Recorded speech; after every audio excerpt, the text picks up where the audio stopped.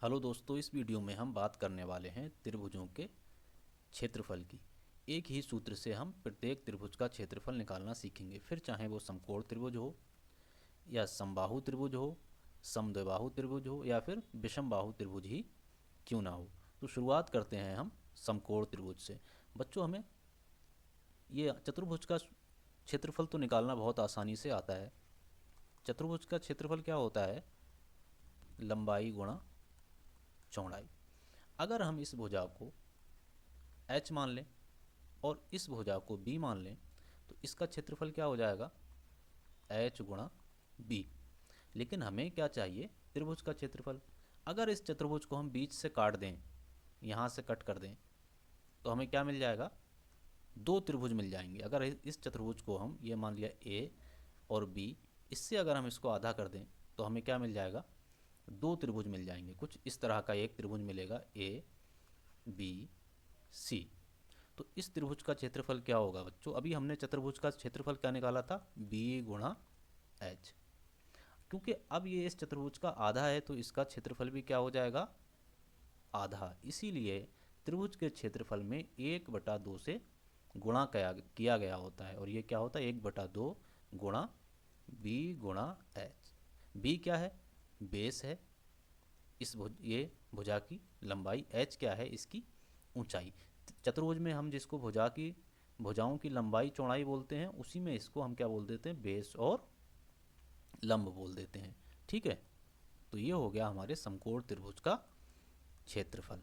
ठीक है, अब दूसरा त्रिभुज देखते हैं। यह है हमारा समबाहु त्रिभुज। समबाहु त्रिभुज का क्षेत्रफल होता है बच्चों √3/4 गुणा भुजा स्क्वायर। क्या होता है? भुजा का स्क्वायर। क्योंकि ये समबाहु त्रिभुज है, समबाहु त्रिभुज की सारी भुजाएं क्या होती हैं?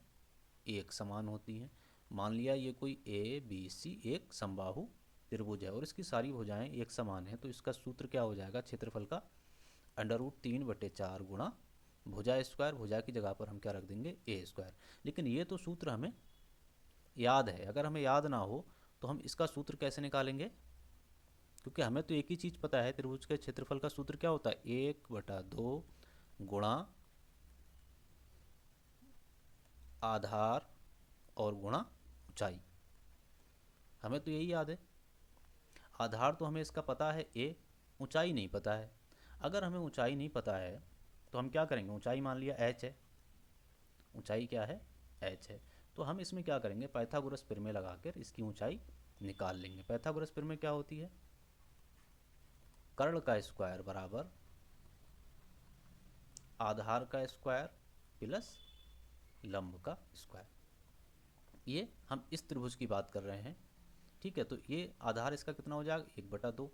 ये हमारा एक समकोण त्रिभुज बन गया। ए बी और एक्स एक समकोण त्रिभुज बन गया। तो कर्ण कितना है इसमें? ए स्क्वायर। आधार कितना हो गया? a/2 का स्क्वायर। और लंब कितना है? एच का स्क्वायर। हमें एच निकालना है तो एच स्क्वायर हमने यहीं रखा, ए स्क्वायर, और ये इधर लाएंगे तो क्या हो जाएगा? माइनस का a²/4। एलसीएम लेंगे तो क्या आएगा? 4, और ये ऊपर हो जाएगा 4a² माइनस ए स्क्वायर, तो ये आएगा 3a²/4। ठीक है, तो h बराबर आएगा हमारा √3/2 a। ये h आ गया।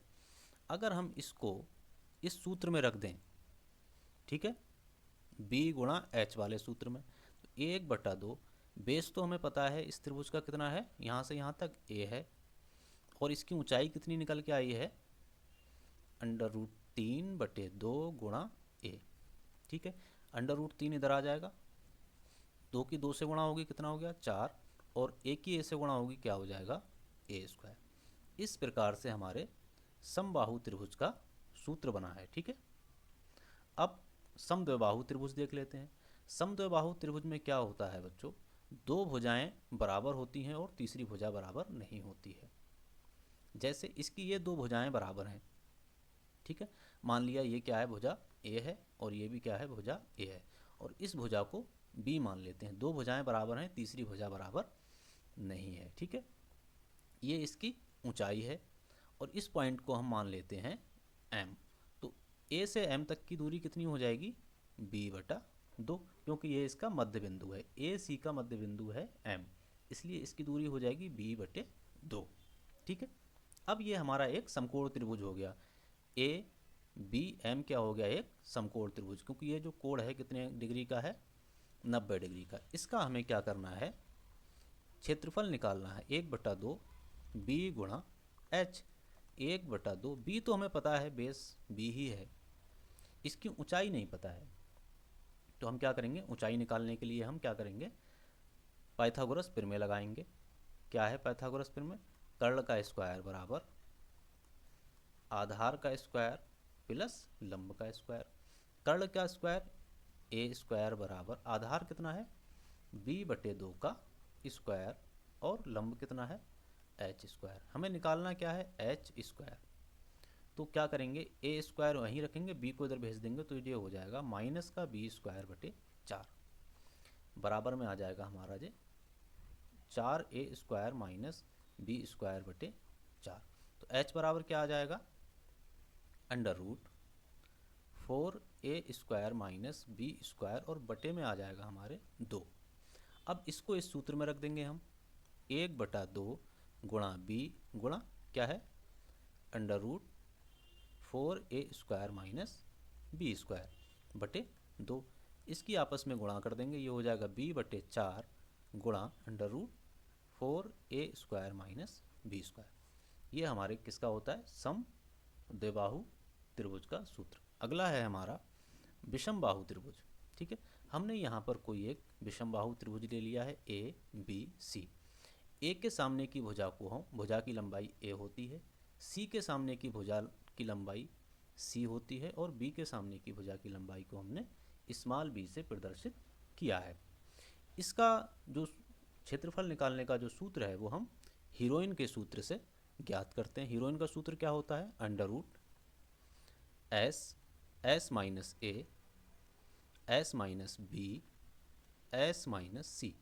यहाँ पर बच्चों S हमारा त्रिभुज का अर्ध परिमाप है। क्या है, अर्ध परिमाप।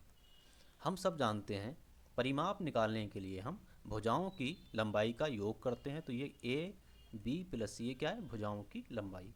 और अर्ध परिमाप निकालना है तो भुजाओं की लंबाई के योग को हम 2 से भाग कर देते हैं, अर्ध परिमाप निकल जाता है। तो ये हो गया हमारा S। और यहाँ पर ए बी सी जो हैं वो भुजाओं की लंबाई है। ठीक है, उम्मीद है वीडियो आपको पसंद आया होगा, तो चैनल को ज़रूर सब्सक्राइब कर लें।